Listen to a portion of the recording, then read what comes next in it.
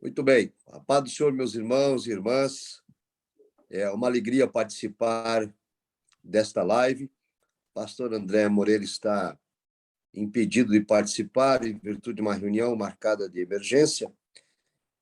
Porém, nós vamos então fazer aqui uma exposição geral, panorâmica, das lições bíblicas do primeiro trimestre do ano de 2022, que tem como tema a supremacia das Escrituras, a inspirada, inerrante e infalível Palavra de Deus.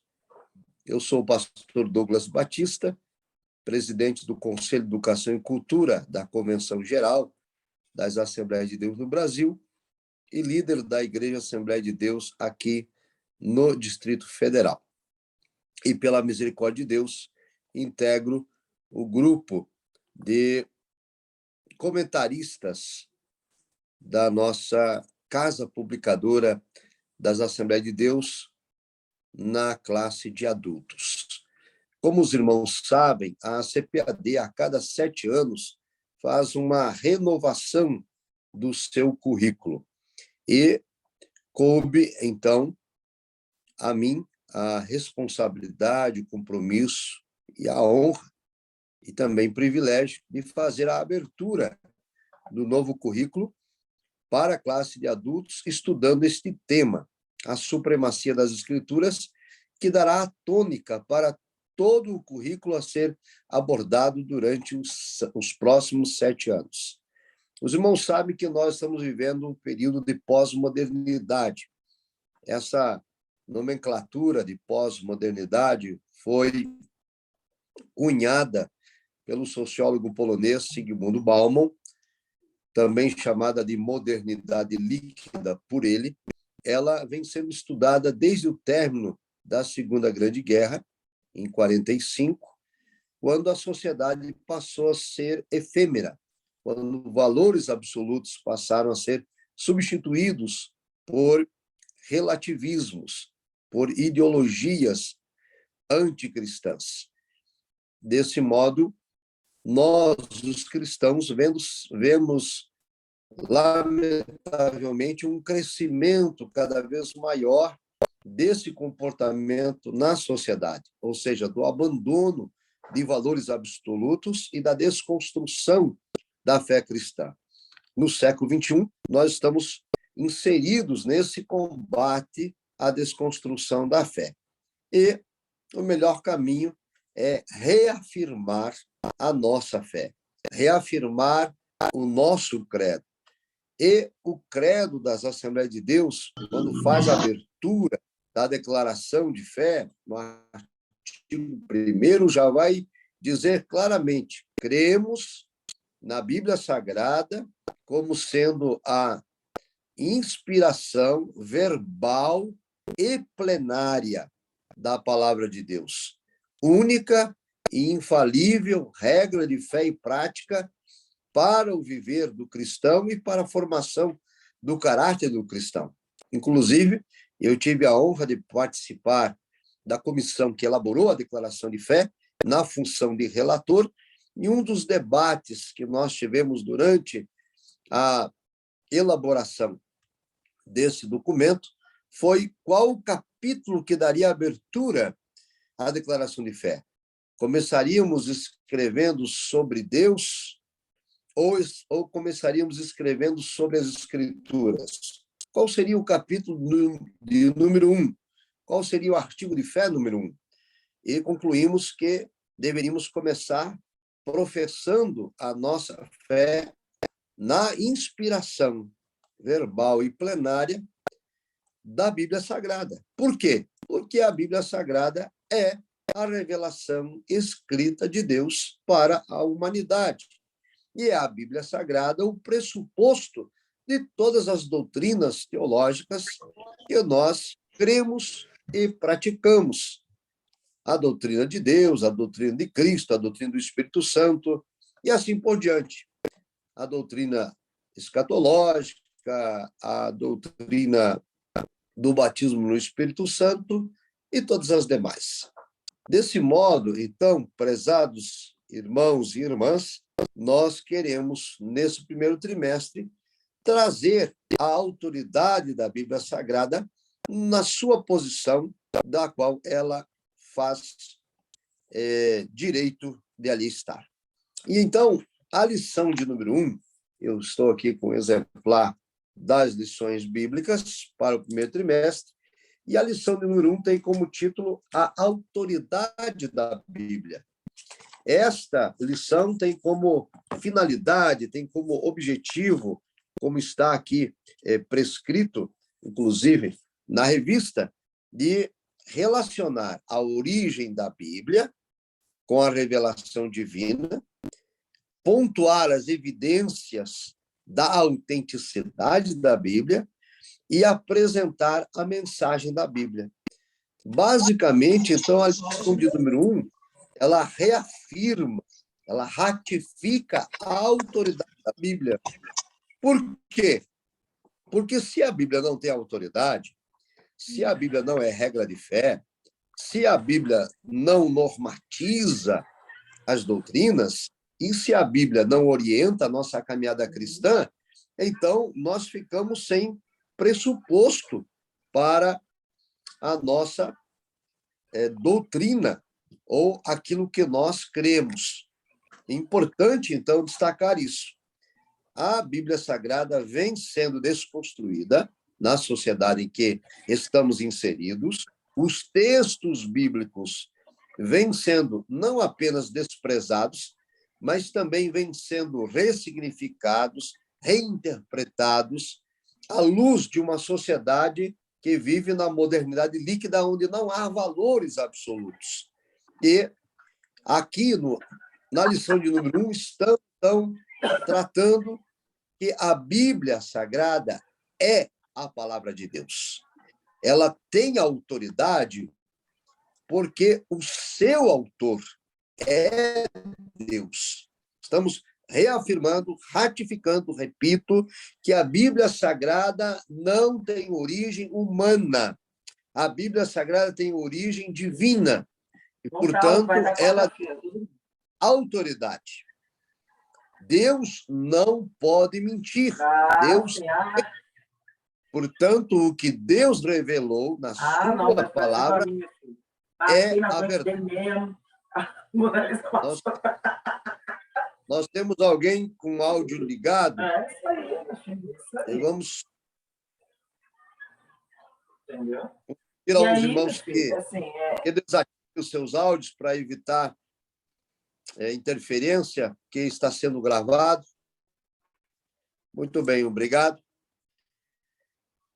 Vamos continuar, então.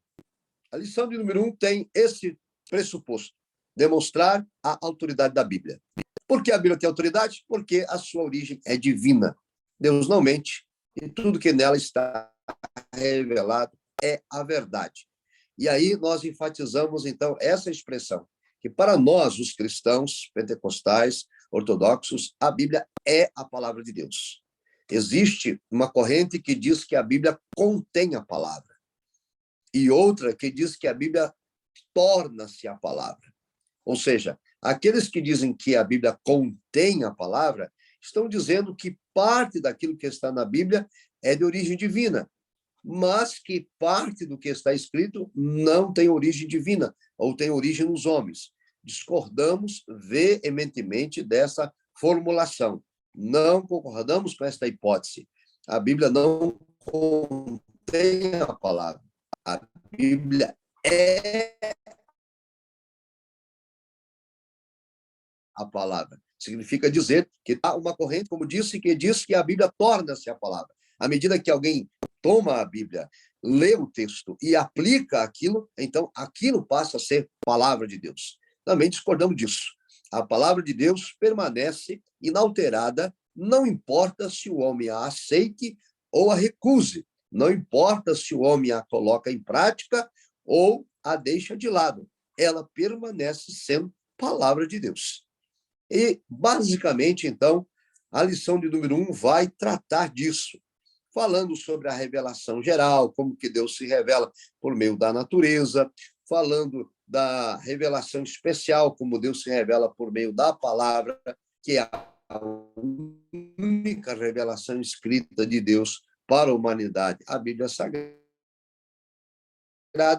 e tratando da mensagem. Bem, dito isto, tendo colocado isso a par de todos os alunos, passa-se a lição de número 2, que é a lição que trata sobre a inspiração da Bíblia Sagrada. E o objetivo desta lição, a lição de número 2, é refletir sobre o que a Bíblia diz acerca da sua inspiração, evidenciar as limitações humanas, que não anulam a inspiração, e explicitar que o Espírito Santo atua na regeneração e na iluminação do pecador. Aqui, nessa lição de número 2, vamos enfatizar que a inspiração é divina, e essa inspiração é verbal e que esta inspiração é plenária, trazendo os textos bíblicos que provam e deixando claro, então, que já foi argumentada lá na lição de número 1 sobre a autoridade. Olha, ela tem autoridade porque ela tem como autor Deus. E agora vamos explicar como que o autor Deus trouxe a revelação para a humanidade. A trouxe por meio de seus servos que, inspirados pelo Espírito Santo, escreveram aquilo que Deus desejou que a humanidade tomasse conhecimento. Estes homens escreveram aquilo que Deus quis revelar a nós, os seres humanos. Portanto, ela é uma inspiração verbal. Essa inspiração verbal não é uma inspiração de ditado. Não concordamos com esse argumento de que Deus ditou mecanicamente e que os autores foram como robôs automatizados a escrever aquilo que Deus ditava. Nós cremos que Deus soprou. E aí nós usamos um texto bíblico, né, da expressão tel pneustos, que quer dizer soprada ou respirada por Deus, e cada um dos autores manteve a sua própria personalidade, de acordo com a sua cultura, de acordo com sua instrução, escreveu com liberdade aquilo que o Espírito Santo lhe soprou. E quando escreviam, então, cada palavra escrita era exatamente aquilo que o Espírito Santo desejou expressar ao ser humano. E isto nós chamamos, então, de inspiração verbal. A inspiração também é plenária. Significa dizer que cada palavra que está na Escritura, ela tem plena verdade e ela é total. Não há no texto bíblico alguma parte que não seja inspirada ou outra parte que não tenha a mesma autoridade. Não tem como fazer diferença da inspiração do texto bíblico. A inspiração é plena, ela é total. Tudo que está escrito é inspirado, de Gênesis a Apocalipse. Não podemos criar um cânon dentro do próprio cânon, como algumas correntes teológicas o fazem, né? Desacreditando alguns textos da Bíblia Sagrada, apresentando uma desconstrução do texto, retirando o texto, inclusive, da revelação dada por Deus. E esta é, então, uma temática importante de enfatizar a inspiração divina, verbal e plenária da Bíblia Sagrada. Quero ratificar isto, sendo prolixo, proposital, para deixar claro aos nossos alunos, irmãos e irmãs da querida Escola Bíblica Dominical, de que a Assembleia de Deus professa que a Bíblia Sagrada é divinamente inspirada e que esta inspiração é verbal e é plenária, ela é total. Não se pode relativizar nenhum texto bíblico. Todos eles detêm a mesma autoridade, tanto do Antigo quanto do Novo Testamento.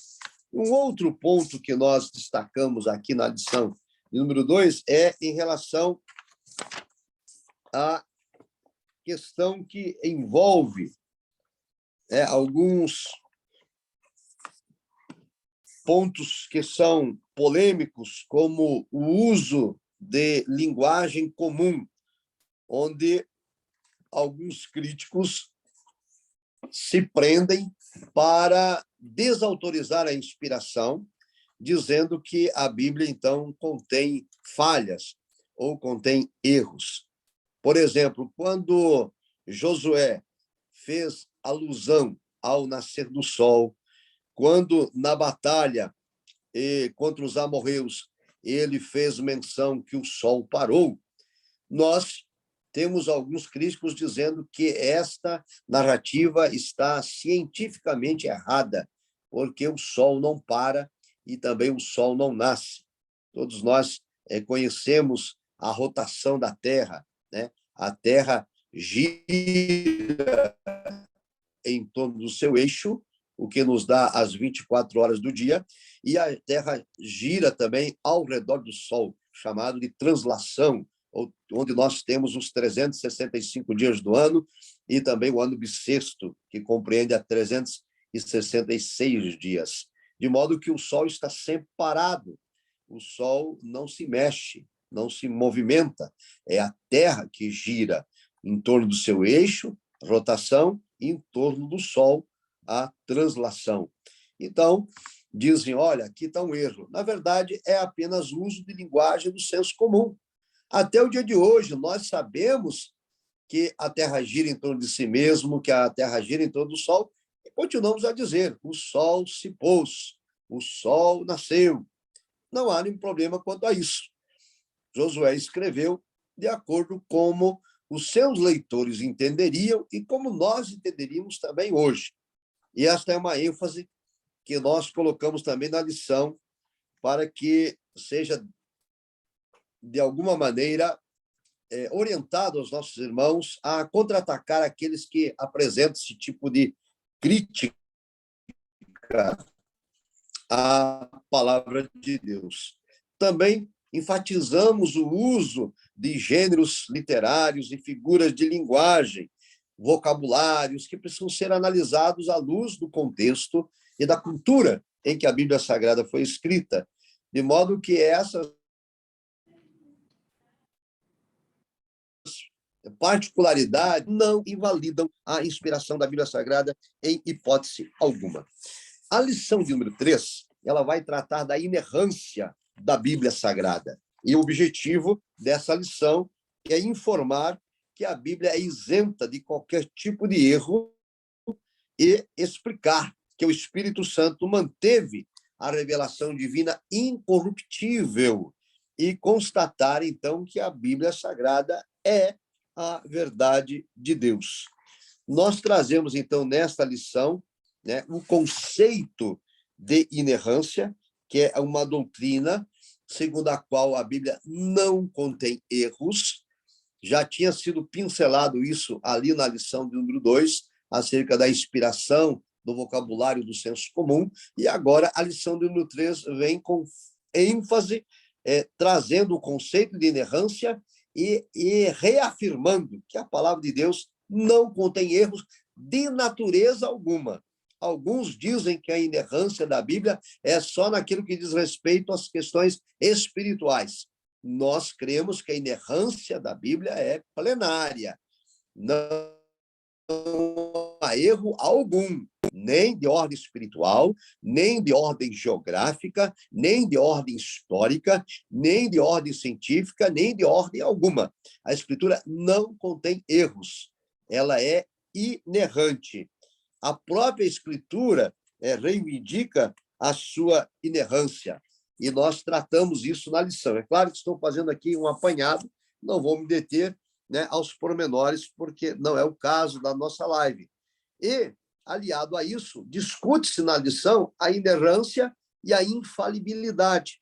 Algumas correntes teológicas não gostam do termo infalível, elas preferem apenas a inerrância, não usam infalibilidade porque acham que são sinônimos. Nós discordamos dessa corrente teológica e reafirmamos que a Bíblia é, ao mesmo tempo, inerrante, não contém erros, e ela é infalível, ela não falha. Justamente por não ter erros, ela não pode falhar. A palavra de Deus é eficaz, ela não falha em hipótese alguma. Também tratamos na lição sobre os manuscritos autógrafos. Os manuscritos autógrafos são aqueles textos originais que foram escritos de próprio punho dos autores bíblicos. E reafirmamos, então, que a inspiração e a inerrância, ou seja, que a não existência de erros, está nos textos autógrafos, que são os textos originais. E aí discutimos os textos chamados apógrafos. Não confundir com apócrifos. Os textos apógrafos são as cópias dos manuscritos originais. E, então, enfatizamos que temos hoje à disposição da igreja 25 mil cópias dos manuscritos bíblicos, os chamados apócrifos. A maioria deles leram os escritos originais e cremos piamente que o Espírito Santo de Deus preservou a inspiração dos autógrafos e também dos livros chamados apógrafos, de modo que a versão da Bíblia fidedigna aos textos originais não deixou de manter a exatidão real do significado das palavras que foram divinamente inspiradas. Também tratamos dos chamados livros apócrifos, e também os livros pseudepígrafos, que são aqueles livros ocultos, né? Os livros escondidos, como Tobias, Judite, Macabeus e Baruque, e outros que apresentam erros e apresentam doutrinas falsas e práticas estranhas. Nós os refutamos e não aceitamos eles no cânon bíblico. Também os chamados livros pseudepígrafos, que supostamente foram escritos sob a pena de algum apóstolo e que foram rechaçados pela igreja já lá no primeiro século, como, por exemplo, alguns livros que dão autoria ao Apocalipse de Pedro e tantos outros textos pseudepígrafos que nós não aceitamos e não o recebemos como inerrantes ou nem como inspirados. E também reafirmamos, então, nessa lição, que a verdade bíblica, a autoridade bíblica, a inspiração bíblica, a inerrância bíblica e a infalibilidade bíblica se dá tanto, repito, de ordem espiritual, de ordem moral, de ordem histórica e de ordem científica. Na lição de número 4, nós vamos abordar a estrutura da Bíblia. E o objetivo dessa lição de número 4 é mostrar que a Bíblia está dividida em 2 testamentos, esclarecer por que ela está assim dividida e como que os livros são classificados dentro dos testamentos, tanto no Antigo quanto no Novo, e trazemos, então, aos alunos, na verdade, nenhuma novidade, mas trazemos aos alunos o conceito do termo Bíblia, como que surgiu esse termo, porque nós usamos a expressão, né, a Bíblia, hoje no feminino, uma vez que biblos é masculino do grego, e nós não usamos dizer no masculino, nós usamos a expressão no feminino, nós não falamos o Bíblia, nós dizemos a Bíblia, embora às vezes nós nos referimos à Bíblia como o livro, porque, então está explicado na lição, porque quando foi transliterado, né, passando pelo latim, a expressão deixou de ser do gênero masculino e passou a ser do gênero feminino. Isso está claramente explicado na lição. Também tratamos aqui do cânon da Bíblia, como que a Bíblia foi canonizada, e o que significa cânon, regra ou cana de medir, que tem tanto sentido passivo quanto sentido ativo, e que basicamente é, então, um conjunto de livros considerados inspirados, inerrantes e infalíveis, que formatam a nossa regra de fé e também medem a nossa maneira de viver, e também no sentido de que esses livros passaram por um processo, né? Foram averiguados sobre alguma premissa e aceitos como inspirados e inerrantes e infalíveis. E aí tratamos da divisão dos livros do Antigo Testamento, a canonicidade do Antigo Testamento e as particularidades do Antigo Testamento. Por que eles estão separados da forma que estão, em Pentateuco, históricos, poéticos e proféticos, e, do mesmo modo, há uma abordagem em relação ao Novo Testamento. Por que estão divididos em evangelhos, e livro histórico, epístolas gerais, epístolas paulinas, e o livro de Apocalipse, e etc., tratando também das particularidades e da canonicidade do Novo Testamento, como que ela se deu, como que ela aconteceu. E esta é a lição que trata, então, da estrutura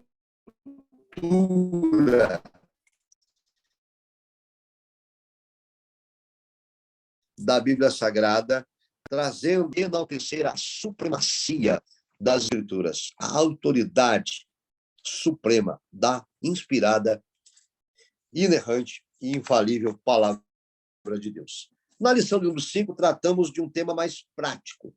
Como ler as Escrituras é o título da lição. O objetivo é expor que a Bíblia precisa ser interpretada e que os pressupostos hermenêuticos pentecostais precisam ser adotados pelo leitor da Bíblia, e assim apresentamos alguns princípios básicos da interpretação. Nessa lição, tratamos, então, sobre a hermenêutica, a arte de interpretar, e também a exegese. Apresentamos aqui as limitações dos leitores, por isso a confusão, muitas vezes, na interpretação do texto bíblico, porque nós não podemos ler a Bíblia e interpretar a Escritura à nossa maneira, ao nosso bel prazer, baseado em nossas hipóteses. Nós precisamos de ferramentas que nos estão disponíveis para fazer a correta interpretação. Então, por exemplo, nós começamos lembrando a autoridade da Bíblia. Ela é a palavra de Deus, ela é escritura divinamente inspirada e precisa ser lida sobre essa perspectiva. Não é um livro qualquer, ela é a revelação de Deus. Então, quando nos aproximamos do texto bíblico, isto é necessário ter em mente. Também tratamos aqui da iluminação do Espírito Santo. O Espírito Santo ilumina o crente na leitura da Bíblia. Porém, destacamos na lição que o Espírito Santo não ilumina aquilo que não está revelado. O Espírito Santo não aumenta, não acrescenta e nem retira o que está revelado. É importante destacar isso. Há muitas pessoas que dizem que o Espírito as iluminou e eles entenderam determinado texto totalmente fora de contexto, totalmente fora de qualquer regra hermenêutica, e isso não pode ser admitido. O povo de Deus precisa compreender esta verdade. Isso está claramente explicitado na lição. E aí, também tratamos aqui do valor da experiência. Quando lemos a Bíblia, muitas vezes, aquilo que vamos ler, já experimentamos. E de modo que colocamos novamente a ênfase de que a experiência não pode ficar acima da autoridade bíblica. Não é a minha experiência que vai autenticar a palavra de Deus. Absolutamente não. E isso está aqui claramente na lição. Esses são pressupostos. O meu pressuposto primeiro é que a Bíblia tem autoridade porque é divinamente inspirada. E o meu segundo pressuposto é que o Espírito Santo me traz iluminação para eu compreender o que está escrito. E o terceiro pressuposto é de que a experiência também me ajuda a compreender a palavra e interpretá-la corretamente. Por exemplo, quando sou batizado com o Espírito Santo, a experiência que eu tenho do falar novas línguas me faz compreender claramente a doutrina de que a evidência inicial do revestimento de poder é falar em outras línguas. E isso fica muito claro. Ninguém pode remover um pentecostal desta compreensão das Escrituras, não porque ele simplesmente está, pela sua experiência, autenticando a palavra. Ao contrário, a palavra de Deus o faz compreender que a experiência que ele tem, ela está revelada nas Escrituras. E também tratamos aqui, né, de um ponto nefrálgico, que é a questão da hermenêutica pentecostal, que foi muito discutida e debatida nas redes sociais, e muitos irmãos nossos, assembleanos, também atacaram a hermenêutica pentecostal de um modo desonesto, né, apresentando falácias, dizendo que a hermenêutica pentecostal estava colocando essa experiência e essa iluminação acima da autoridade da Bíblia. Isso não é verdade. Qualquer um que usar hermenêutica pentecostal desse modo está equivocado. A hermenêutica pentecostal, ela prima, e aqui na lição isso está enfatizado, ela prima pelos princípios de interpretação bíblicos baseados no método histórico-gramatical. E não há nenhuma dúvida quanto a isso. Reafirmamos essa questão, então, aqui na revista, dizendo que o método que nós utilizamos é o método histórico-gramatical, conforme está na nossa declaração de fé, mas não abrimos mão de outros recursos que nos ajudam na interpretação da Bíblia, como, por exemplo, a iluminação do Espírito Santo, e também aqui se enfatiza que a Escritura é a sua própria intérprete. Esse é um termo hermenêutico bastante conhecido, é de que um texto auxilia na interpretação de outro texto. E usamos esses princípios todos aqui já listados. E fazemos uma ênfase sobre o perigo da hermenêutica pós-moderna. Essa, sim, é a hermenêutica perigosa. A hermenêutica pós-moderna é aquela hermenêutica pós-positivista, que não fica com aquilo que está escrito, mas que procura entender o que está nas entrelinhas, ou uma hermenêutica que se concentra não na intenção do autor, mas sim na opinião do leitor. E aquilo que eu interpreto, aquilo que eu sinto e aquilo que eu percebo, essa hermenêutica pós-moderna é um perigo, é uma heresia, e nós estamos aqui, então, refutando, porque a hermenêutica pós-moderna é fundamentada em subjetivismo, e não podemos, em hipótese alguma, concordar com esse posicionamento. E assim, vamos à lição de número 6, que também é uma questão prática, a Bíblia como um guia para a vida. E aí, os objetivos são enfatizar que o crente deve alicerçar a sua vida na Bíblia Sagrada, esclarecer que Deus é fonte de toda a sabedoria e mostrar que o salvo em Cristo deve viver com sabedoria e com prudência. Aqui enfatizamos que a Bíblia Sagrada é como um alicerce. Ela fundamenta a nossa fé cristã. E nós não podemos, né, remover esse alicerce da autoridade da palavra, que é a revelação escrita de Deus. Daqui, no Sermão do Monte, quando Jesus diz: as minhas palavras e as coloca em prática, é como um homem que construiu a casa sobre a rocha. E quando veio a chuva impetuosa, a casa permaneceu de pé. Cristo disse: quem estiver alicerçado na minha palavra, quem fizer aquilo que eu estou dizendo, ele está edificado na rocha. E Assim também enfatizamos que a palavra de Deus é luz, é baseado na informação do salmista, né? Lâmpada para os meus pés é a tua palavra e luz para o meu caminho, de acordo com o Salmo 119, verso 105. Enfatizamos que a palavra de Deus é imutável, ela não muda, ela não tem sombra de variação, ela não se modifica, ela não se relativiza, ela não se ressignifica, ela não se reinterpreta, ela é sempre a mesma. O que era pecado lá no primeiro século permanece pecado no século XXI, e aquilo que Deus requeria do homem lá no primeiro século, Deus continua requerendo do homem ainda nos dias atuais. Trazemos, então, um ponto em que a Bíblia nos torna em pessoas cheias de sabedoria, assim que nós lemos e interpretamos corretamente e a aplicamos em nossa vida, então a Escritura nos torna sábios, nos torna pessoas prudentes, que o temor do Senhor produz em nós a sabedoria.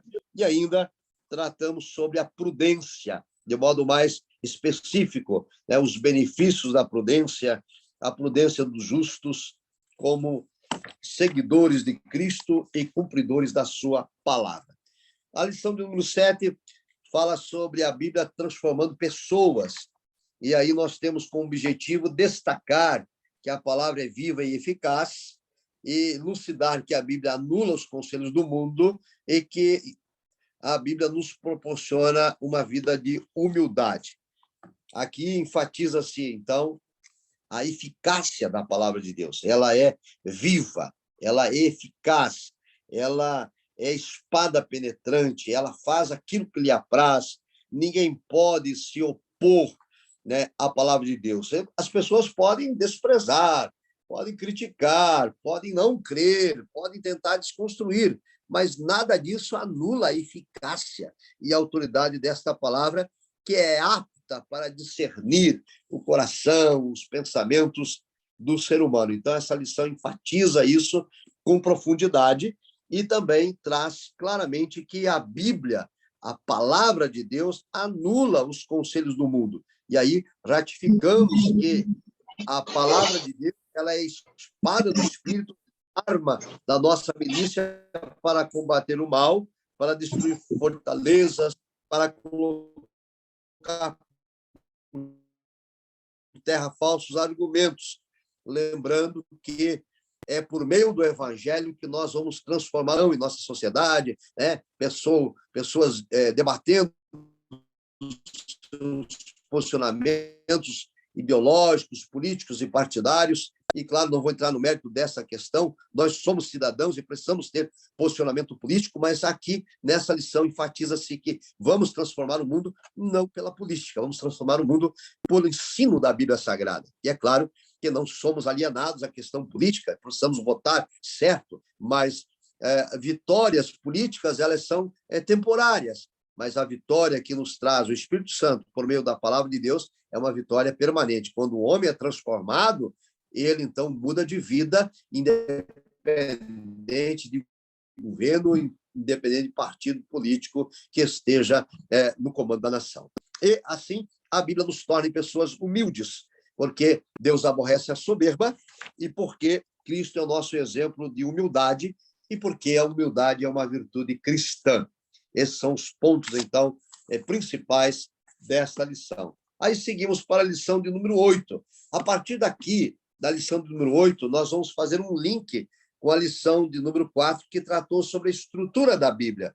Por que a Bíblia foi dividida em Antigo e Novo Testamento? Porque o Antigo Testamento está subdividido em grupos, como Pentateuco, livros proféticos, profetas maiores e menores, e também o Novo Testamento, igualmente, dividido em evangelhos, epístolas paulinas e gerais, etc. Então, a lição número 8 começa fazendo uma abordagem, fazendo um contraponto e os evangelhos.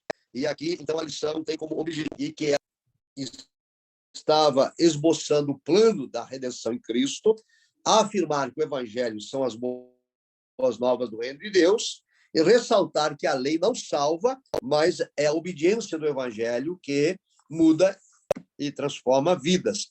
Então, tratamos aqui sobre os 5 livros da lei, né? Claro que de forma sintética, sintetizada, falando sobre os 5 livros e sobre a grandeza da lei e a relação da lei com a fé cristã, essa transição da lei para os evangelhos. Em seguida, trazemos a conceituação de evangelho, o que ele significa, qual que é a mensagem do evangelho, que é a mensagem do reino de Deus, e a mensagem da salvação, que é o âmago, então, do evangelho. E, desse modo, enfatizamos que essa mensagem do evangelho, os evangelhos sinóticos e também o evangelho de João, é uma mensagem transformadora. E aqui vamos trabalhar na transformação do caráter e também na restauração da família e a regeneração da sociedade, através da pregação do evangelho. Uma preocupação clara com a Bíblia Sagrada, atuando na formação do caráter do cristão. Nós vivemos um tempo de grande dificuldade em que, às vezes, o emocionalismo é interpretado como pentecostalismo, a manifestação, muitas vezes, de comportamentos imaturos em alguns lugares, identificado como manifestação do Espírito. E nós estamos enfatizando que a obra regeneradora do Espírito Santo atua primeiramente na transformação do caráter. Quem roubava não rouba mais, quem adulterava não adultera mais, quem mentia não mente mais. E isso está claramente enfatizado, então, nessa lição, que tem como título A Lei e os Evangelhos Revelam Jesus, que transforma a vida do pecador. A lição de número 9 vai fazer uma abordagem dos livros históricos e dos livros poéticos. E a lição tem como título As Histórias e as Poesias Falam ao Coração. E o objetivo é destacar que as narrativas de Josué, Juízes, apresentam as histórias dos reis de Israel e de Judá, e conhecer a estrutura da literatura poética e de sabedoria, e mostrar princípios práticos para a vida cristã. Então, quando se trata das histórias do Antigo Testamento, as narrativas, começando pelo livro de Josué, passando pelos livro de Juízes e o livro dos reis e as crônicas, nós estamos demonstrando que Deus age no curso da história, que Deus controla o curso da história, que Deus é soberano, que nada acontece sem a permissão do Senhor, que tudo tem um plano, um propósito divino e que tudo serve também para o nosso ensino. Nos livros poéticos, né, tratamos, então, dos livros sapienciais do Antigo Testamento, Eclesiásticos, Provérbios e Jó, Salmos e Cantares de Salomão, trazendo informações acerca desses livros e da mensagem que esses livros e esse estilo literário trazem ao nosso coração. E, por fim, abordamos que Deus é soberano, como disse, por conta de que ele age na história, e que a mensagem é uma mensagem de sabedoria, baseado nos livros sapienciais e nos livros poéticos, e que, por fim, ela também é uma mensagem de adoração, baseado especialmente no livro de Salmos. E esta é a proposta dessa lição, fazer com que a igreja se conecte com os livros históricos e poéticos do Antigo Testamento, sabendo que eles têm, para nós, validade de aprendizado. Por fim, a lição de número 10, nós vamos tratar dos livros proféticos, com o título As Profecias Despertam e Trazem Esperança. O objetivo é destacar o ministério do profeta Isaías, Jeremias, Ezequiel e Daniel, conhecer o período e a região geográfica da atuação dos profetas menores e entender o propósito e a mensagem do Altíssimo, que reafirma a inspiração e inerrância das profecias. daquelas que já se cumpriram, daquelas que ainda terão o seu cumprimento. Então, fazemos uma abordagem da diferença entre profecia e profetas, fazemos uma abordagem, embora bem sintética, dos profetas Isaías e Jeremias, mas contextualizamos o trabalho deles, a atuação deles, para ficar muito claro aos alunos, igualmente a atuação dos profetas Ezequiel e Daniel, a importância deles no período em que viveram e como Deus os usou para dirigir, orientar e exortar aquela nação. Também trabalhamos com os profetas menores, dividindo eles em profetas do norte, profetas do período pré-exílio e profetas do pós-exílio. E ainda os demais profetas que não são nem profetas do Reino do Norte, nem profetas pré-exílio, nem pós-exílio. No caso, por exemplo, Jonas, que foi enviado para Nínive. A mensagem de Jonas não foi para o Reino do Norte, não foi pré-exílio, nem pós-exílio, foi direcionado a Nínive. O próprio profeta Naum, que depois também foi levantado por Deus para profetizar em Nínive. Jonas profetizou, Nínive foi restaurada. Naum profetizou e Nínive foi condenada. E também o livro de Obadias, que faz parte desse contexto, já uma mensagem de destruição aos edomitas. E aí faz-se um link, né, com essas mensagens todas, tratando da ação divina na vida dos profetas, na história das nações. E, por fim, trata-se o livro de Apocalipse. Aí nós tratamos da autoria, a questão de João na ilha de Patmos, o propósito desse livro, o destinatário desse livro e a mensagem de esperança que o livro contém para o povo cristão. Vamos à lição depois de número 11, que é uma lição importantíssima também. Todas elas são de relevada importância, mas a de número 11 traz um destaque importante e vamos estudar o livro de Atos. E vamos estudar assim, Lucas Atos, o modelo pentecostal para hoje. Esta lição enfatiza que Lucas Atos não é apenas narrativa, não é apenas evangelho, mas, né, é também normativo. Lucas não é apenas um historiador, Lucas é um teólogo. E o que está registrado em Lucas Atos é modelo para a igreja. E aqui, então, os objetivos principais são o seguinte: enfatizar a ação do Espírito Santo na vida e no ministério de Jesus em Lucas. Ressaltar que a manifestação do Espírito Santo está presente na igreja, em Atos. E apontar que o batismo do Espírito Santo é promessa atual que deve ser buscada por todo cristão. Então, essa lição é importantíssima, trazendo, né, essa perspectiva da interpretação de Lucas Atos, não meramente como texto narrativo, mas também como texto normativo. Repito, não apenas um texto histórico, mas um texto também teológico. E assim, nós abordamos a ação do Lucas.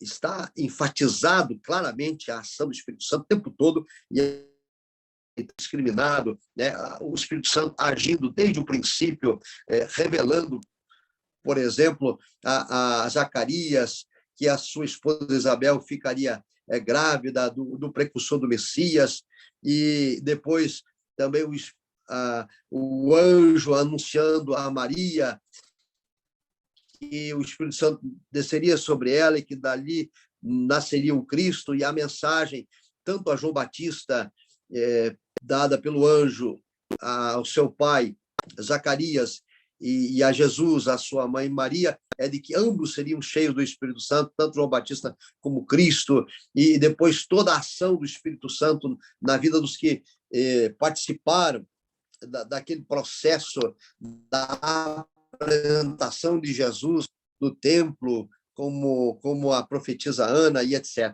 Assim, é muito bela essa lição, a ação do Espírito Santo no ministério de Cristo, quando Cristo é batizado, o Espírito Santo desce até ele como o símbolo, forma corpórea de pomba, e depois o Espírito Santo impele para o deserto, e quando ele inicia o seu ministério, ele lê o texto de Isaías, dizendo: o Espírito do Senhor está sobre mim. É belíssima essa lição.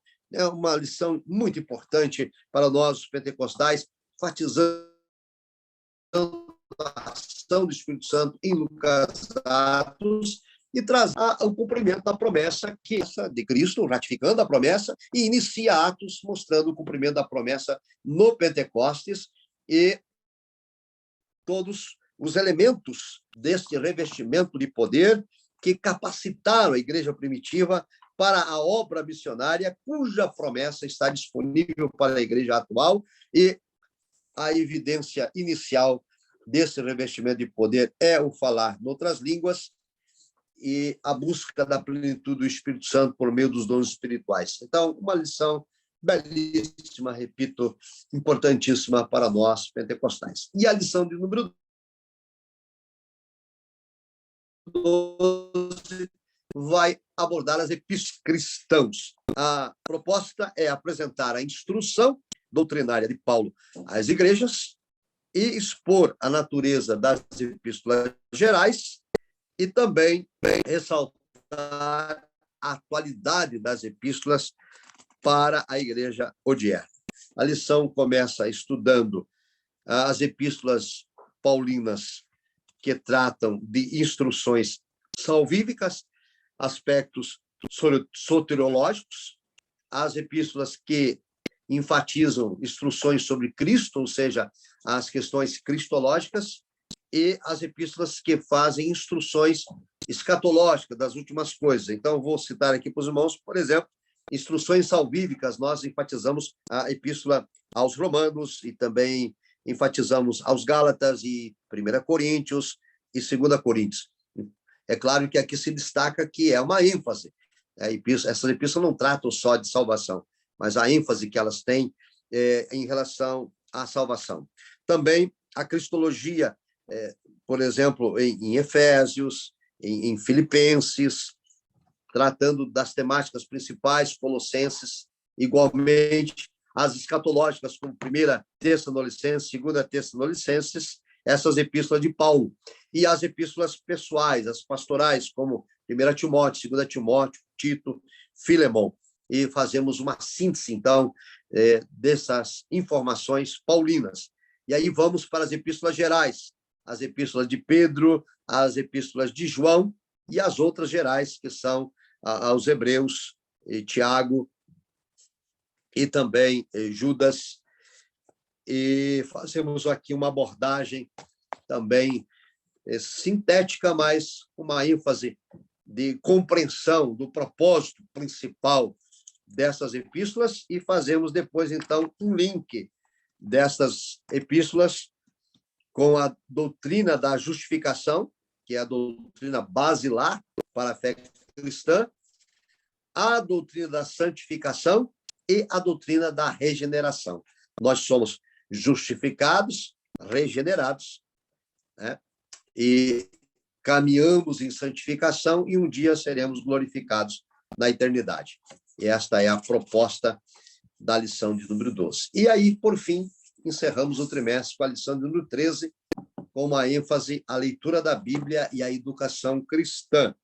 O objetivo é frisar que o crente precisa estudar a Bíblia até a volta de Cristo, evidenciar a busca do Espírito Santo e enfatizar a importância da escola dominical no amadurecimento espiritual do crente. Assim, a lição apresenta a Bíblia como livro-texto da escola dominical, faz uma abordagem do currículo que é adotado pela escola dominical, na ortodoxia doutrinária, o propósito desse currículo, que é manter a unidade doutrinária nas Assembleias de Deus, de norte a sul e de oeste a leste de nosso país, a prática pedagógica do corpo docente, algumas dicas para os nossos integrantes do magistério cristão, e o padrão ético e moral adotado pelo currículo da escola dominical, fundamentado na autoridade da Bíblia, e aqui enfatizando, então, para encerrar o trimestre, que se a Bíblia Sagrada é a autoridade suprema,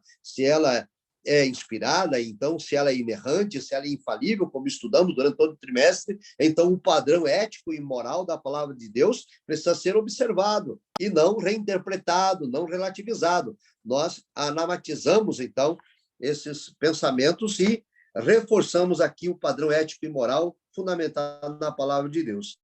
Por fim, aí tratamos da questão da educação cristã, quais são os objetivos da educação cristã no contexto da igreja e a capacitação e a formação de alunos dentro dessa educação cristã que guia, conduz, orienta, instrui os nossos irmãos e irmãs nessa caminhada em direção aos céus. E é claro que a educação cristã aqui cumpre o mandado de Cristo, o mandado que disse: ide e ensinai.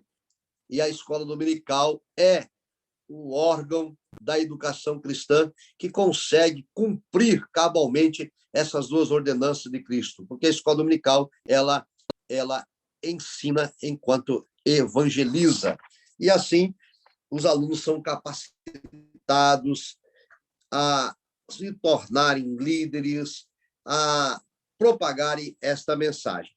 E, por fim, fazemos aqui um apelo a todos para lerem a Bíblia diariamente e enfatizamos a questão da disciplina cristã, que a leitura traz aprendizado, que a leitura precisa ser acompanhada do devocional, acompanhado da adoração, que não adianta apenas ler a Escritura, mas preciso ler com reverência e temor, interpretá-la à luz do Espírito Santo, com as ferramentas da hermenêutica já estudadas, e, sobretudo, praticar e aplicá-las ao meu coração, e que o entendimento da Escritura me afaste do pecado, me aproxima de Deus e me faz um verdadeiro adorador.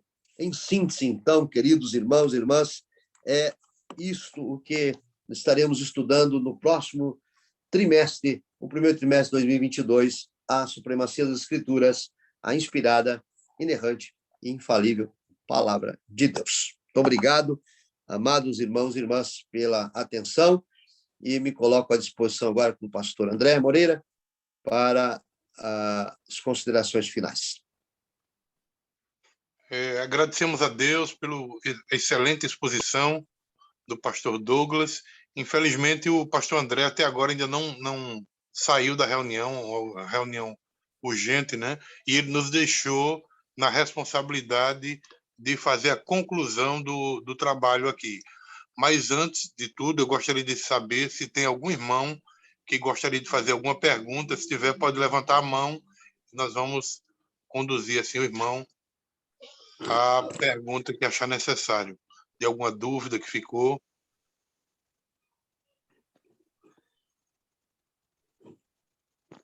Tem algum irmão que gostaria de...